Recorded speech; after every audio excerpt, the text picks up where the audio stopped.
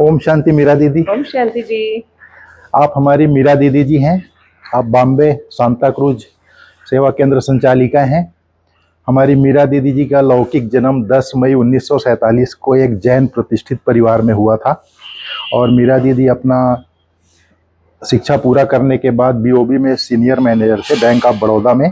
आप लौकिक और अलौकिक दोनों कार्य करते हुए कैसे अपना जीवन का बैलेंस रखे और हमारी दीदी जो है एक प्रतिष्ठित बिजनेसमैन परिवार में होते हुए, साधन संपन्न परिवार में होते हुए ब्रह्मा कुमारी के संपर्क में आए। तो हमारी दीदी जी को ऐसा क्या विशेषता लगी इस ज्ञान में, जो साधन संपन्न हर चीज़ सुविधा होते हुए इस ज्ञान की आवश्यकता क्यों पड़ी? इस ज्ञान से आपको लौकिक जीवन में सब कुछ होते हुए और क्या प्राप्ति हुई जो आप इस ज्ञान मार्ग में चल पड़े और बैंक ऑफ बड़ौदा की नौकरी को भी आप वीआरएस ले करके फिर पूर्ण रीति से आपने सेवा देने की क्यों सोची? इसके बारे में दीदी जी आप थोड़ा बताइएगा। जरूर जरूर, बहुत अच्छा प्रश्न आपने पूछा है जी कि कैसे लौकिक परिवार में, जैन परिवार में जन्म हुआ, पेरेंट्स जैन परिवार के। जी तो शुरू से लेकर के हम उपाश्रय में जाते थे स्थानकवासी होने के कारण, जी और घर में भी बहुत ऐसा अच्छी तरह से ध्यान रखते थे कि घर का बनाया हुआ ही खाना है, भोजन आदि बाहर का नहीं खाना है। मैक्सिमम ऐसा 99.99% ऐसे करते थे। जी और शुरू से लेकर के जब हम उपाश्रय में जाते थे तो माँ सती जी और महाराज साहब होते थे, मना साधु साध्वी जिन्होंने दीक्षा ली हुई होती थी, जी तो उनके साथ बैठते थे तो बहुत सुंदर बातें तो होती थी कि कर्म हमें हमेशा श्रेष्ठ करना है जी और स्वयं को आत्मा समझना है, जी प्याज लहसुन नहीं खाना है, आदि आदि ऐसी बातें तो होती थी। लेकिन जैसे ही डॉक्टर निर्मला दीदी ने हमें मैसेज दिया जी और हम ज्ञान में आए और कोर्स हमने शुरू किया,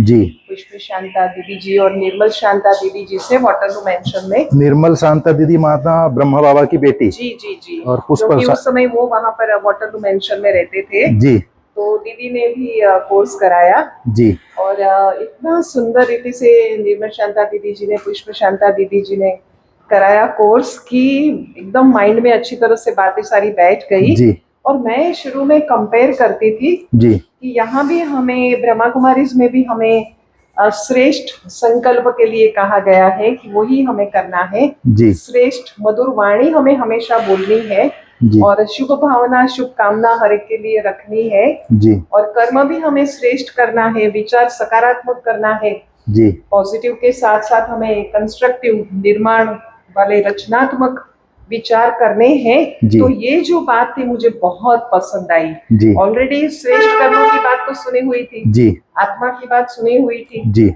और फिर साथ में जो परमपिता परमात्मा का सेकंड डे जब परिचय आया जी तो इतना अच्छा लगा, इतना अच्छा लगा। अच्छा क्योंकि जैन में क्या है कि हम लोग एक आत्मा समझकर बस निराकार को याद करते थे, अच्छा परंतु निराकार कौन है, क्या जी करते हैं, उनका कर्तव्य क्या है, ये पता नहीं था। हाँ ये बिल्कुल पता नहीं था। ऐसे ही बस निराकार को याद करते जी हैं। तो इसमें कंसंट्रेशन जो है वो बहुत अच्छी तरह से हुआ जब परमात्मा का परिचय हुआ। अच्छा, परमात्मा का सत्य परिचय मिल गया। सत्य परिचय मिला इतना सुंदर रीति से। जी और मैंने सोचा कि इतना ज्ञान गहरा है, इतना अच्छी तरह से सिंपल और सरल भाषा में जी इतनी परमात्मा के बारे में जी इतनी बड़ी फिलोसॉफी हमें सुना रहे हैं।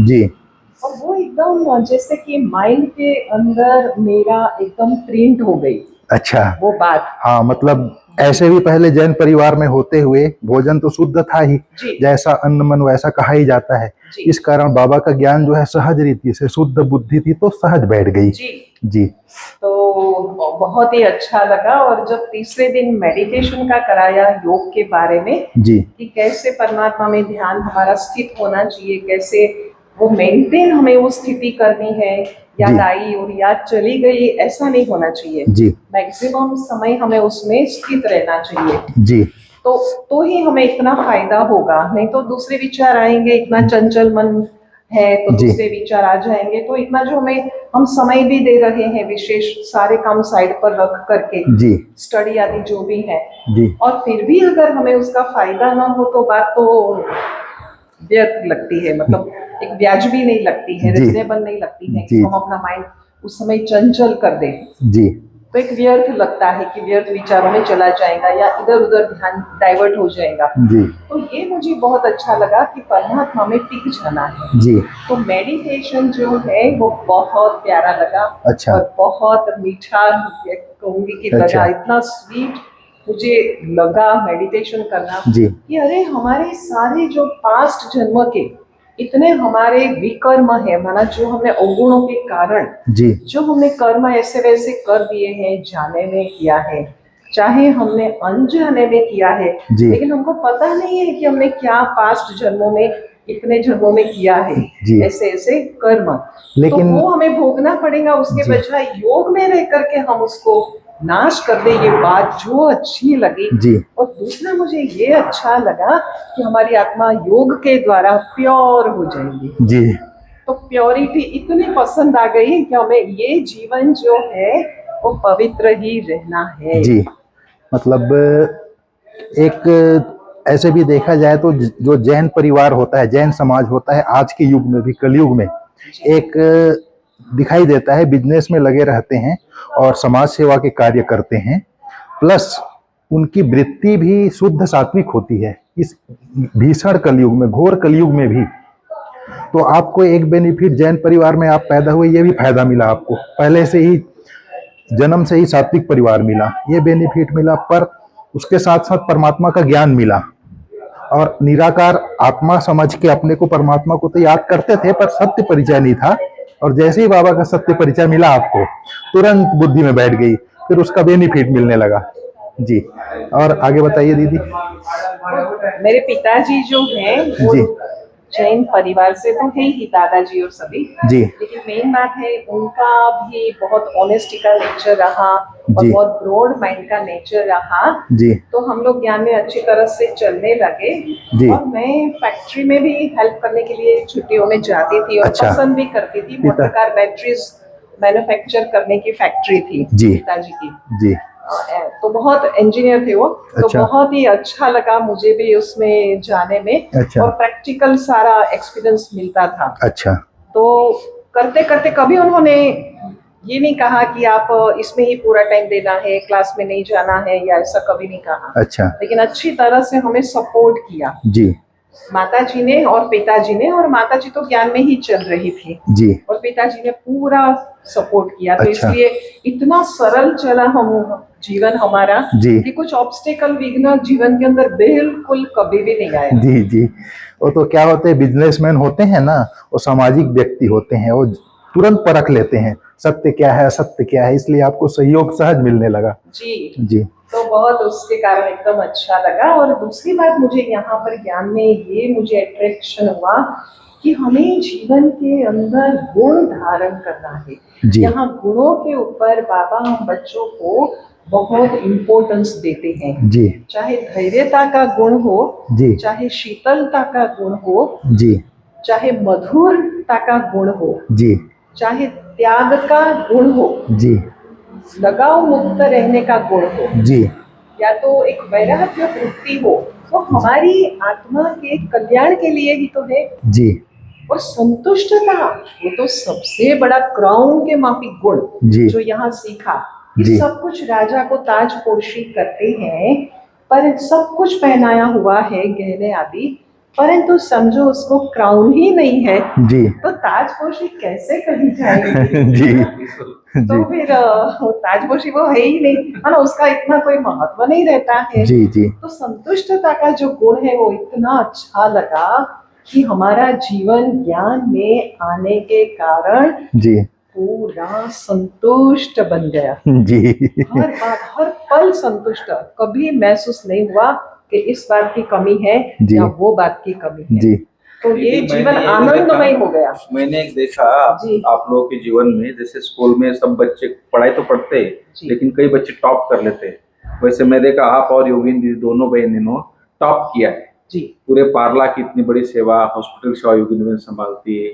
आप भी शांता कुछ, इतने सारे वीआईपीज की सेवा, इतनी विंग्स की सेवा, इतना कारोबार आप संभालते हो, अपनी अवस्था को बहुत ऊंचा रखा है आप लोगों ने, वो बड़ी बात है। जी। कभी भी अवस्था बाबा कहते हैं ना जैसे मुरली में कि चलायमान डोलायमान नहीं जी, होनी जी, चाहिए जी। और हमारी अवस्था अटल अखंड और एक रस होनी चाहिए। जी। तो मुझे ये बात इतनी जच गई, इतना अच्छा लगा जी। कि मैंने जीवन में सोचा उसी समय कि चाहे कुछ भी हो, क्या भी हो, हुआ तो कुछ भी नहीं है ऐसा जी। अभी तक तो, लेकिन मैंने सोच लिया। लेकिन हमें अपने जीवन के अंदर कभी भी एक रस माइंड रखना है, माइंड को न मुझे डिस्टर्ब करना है, जी। न औरों से डिस्टर्ब मुझे होना है, न खुद मुझे औरों को डिस्टर्ब करना है। ये जी। मेरी धारणा बहुत पक्की है। न मैं अपसेट रहूं कभी भी और ना मैं किसी को कभी अपसेट करूं। जी।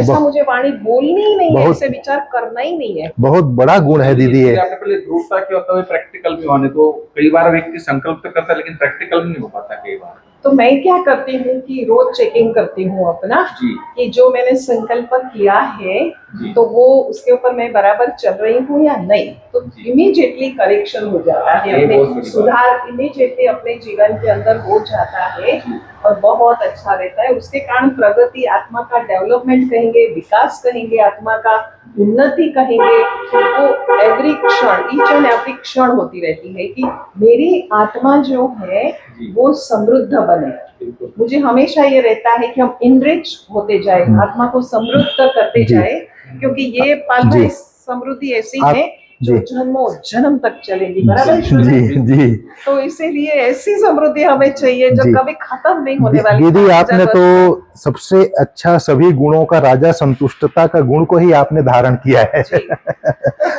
भावना भी से आपने धारण किया। हाँ, और दीदी जी को हम देखते हैं इस एज में भी 76 77 के एज में भी हमारी दीदी 1 घंटा रोज वॉक करते हैं आप। जी। और मैं तो आपके सांता क्रूज सेंटर गया हूँ, इतनी डिसिप्लिन है, नीट एंड क्लीन बाबा का घर। और हम गए थे घर में, बाबा का घर देखे, एक भी सामान बाहर नहीं था, सब अलमारी के अंदर। ये भी मुझे अच्छा लगा इनका। और दूसरा चीज, एक चीज और देखा मैंने, जी। हम वहां पर गए थे, भोजन की व्यवस्था आपने रखी थी, मुन्नी दीदी मोहिनी दीदी गए थे, जी। तो आप तो मोहिनी दीदी के साथ टेबल में बैठे थे, हाँ, तो वहां पर डाइनिंग की साइड में और व्यवस्था थी, वहां हम बैठे थे। तो हमको भोजन परोस रहे थे और हमको बराबर भोजन मिल रहा है नहीं मिल रहा है, आप वो दीदी के साथ खाते हुए भी आप उठ कर के आकर के अटेंशन देते थे, कितनी बड़ी विशेषता है, ये चीज हमने देखा। और इस तरह से हमने देखा है। और आपके जो सेवा साथी लोगों को हमने देखा, भोजन परोसते थे, एक बार ना करते थे तुरंत वो लोग जबरदस्ती नहीं बोलते थे कि और ले लीजिए, मतलब ना बोला मतलब तुरंत स्टॉप कर देते थे। ये बहुत अच्छा गुण हमको लगा आपके पास आकर के। ये हमने जीवन में सीखा है जी। कि हमें ओवर ईटिंग नहीं करना है। जी। इसमें बहुत सुना था कि बहुत शक्ति चाहिए उसको डाइजेस्ट करने के लिए, जी। तो हेल्थ वाइज वो ठीक बात नहीं है ओवर ईटिंग। जी। तो इसलिए मैं कभी ओवर ईटिंग को पसंद नहीं करती हूँ। और अगर कोई किसी को ज्यादा पिरोसता है, वो ना बोल रहा है, तो भी तो मुझे घबराहट थोड़ी मन में होती जी। है कि अरे रे इनको कंपलसरी ये खाना पड़ेगा, ऐसा तो मुझे वो ठीक नहीं लगता है। जी। तो इसीलिए मैं, और खाना दाना भी वेस्ट होता है वो भी नहीं पसंद आता है जी। क्योंकि जैन में तो हम खाली धोकर के मेरे दादाजी पीते थे। अच्छा। तो वो हमने देखा हुआ है, जी। वेस्टेज तो हमें करना ही नहीं है। तो हमने ये बात जन्म से सीखी है कि वेस्टेज नहीं करना है, 4 बार ये बोल की वेस्टेज। जी। ईश्वर भाई आप भी कुछ पूछिए दीदी से। नहीं दीदी, ये आपने जो बताया ना, मुझे मैं एक बात आपको कहनी जी थी। जी बताइए। ये आपने बताया ना कि कैसे भोजन के समय हमने ध्यान रखा जी जी कि बराबर ले रहे हैं ऐसा, जी और ना आपने बोला तो स्टॉप कर दिया, जी। ऐसा कंपलसरी, ऐसा फोर्सिबली नहीं डाला कि नहीं आपको खाना ही होगा जी। ऐसा, ये आइटम बहुत अच्छी है, तो वो अटैचमेंट भी नहीं होना चाहिए हमारे जीवन के अंदर, नहीं होना वो एक तो मैं ध्यान रखती हूँ। जी। और दूसरा, मैंने जो ब्रह्मा बाबा से जब पिताश्री जी से जब जी। पालना ली, जी। तो उसमें लविंग और केयरिंग नेचर का मैंने बहुत अनुभव किया। अच्छा। पिताश्री का, तो इसलिए मुझे हमेशा रहता है कि हमें हमेशा दूसरों की केयर करनी चाहिए, जैसे हम खुद की कितनी केयर करते हैं, बिल्कुल, कि मेरी हेल्थ अच्छी रहे, जी, तो जी। ऐसे ही हमें दूसरों की भी केयर करनी है। और लविंग नेचर तो होना जी। बहुत आवश्यक है, नहीं तो हम जी। दूसरों की केयर भी नहीं करेंगे। जी। मैंने देखा था आप मोदी जी के पास बैठे थे और आप हमारे पास आके पूछे सब कुछ बराबर मिल रहा है कि नहीं। तो निस्वार्थ एक भाव से इतनी बड़ी विशेषता है। लविंग नेचर हो, वो मुझे बहुत पसंद है, ये बात है। सही है दीदी।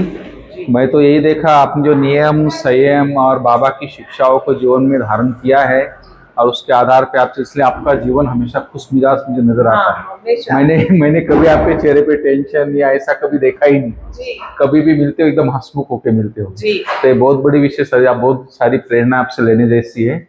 तो फिर कभी मिलेंगे तो और सुनेंगे आपसे बहुत सारी बात। खजाना तो बहुत है आपके मैंने पास। एक रखा है एम लाइफ के अंदर जी। कि मुझे खुशनुमा, जी। खुशनसीब, खुश मिजाज और वाह। खुशकिस्मत रहना है, जो बाबा ने जी। पिताश्री जी ने जो मुरली में कहा है। बहुत बहुत थैंक्स, आपका ये स्लोगन हम याद रखेंगे दीदी सदा।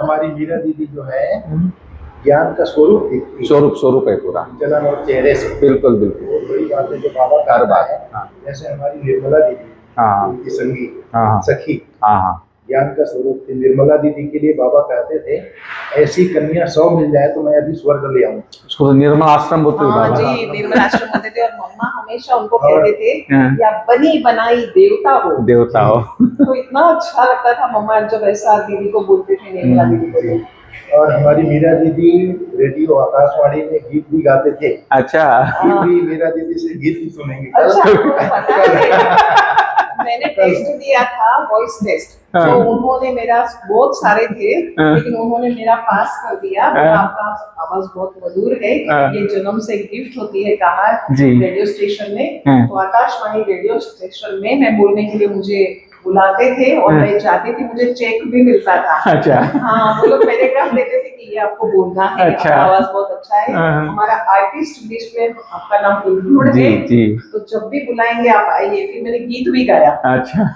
बहुत खुद बनाया और गाया भी। वाह, बहुत अच्छे दीदी, बहुत सारी बातें सुनने को मीरा मिली। दीदी से गीत भी सुनेंगे फिर कल। बढ़िया और है। कहते थे कि आपकी वाणी बहुत स्पष्ट है, हम्म। तो ये सारा विश्व ये सुन सकता है, ऐसे करके मुझे बार बार बुलाते थे। अच्छा दीदी, सच्ची बात है। ठीक है, इस पर आपने जैसे बोला सच्ची मीरा हो बाबा, की आपको सच में सच्ची मीरा हो बिल्कुल। Thank you so thank much. You. Om Shanti दीदी। ओम शांति पाल भाई।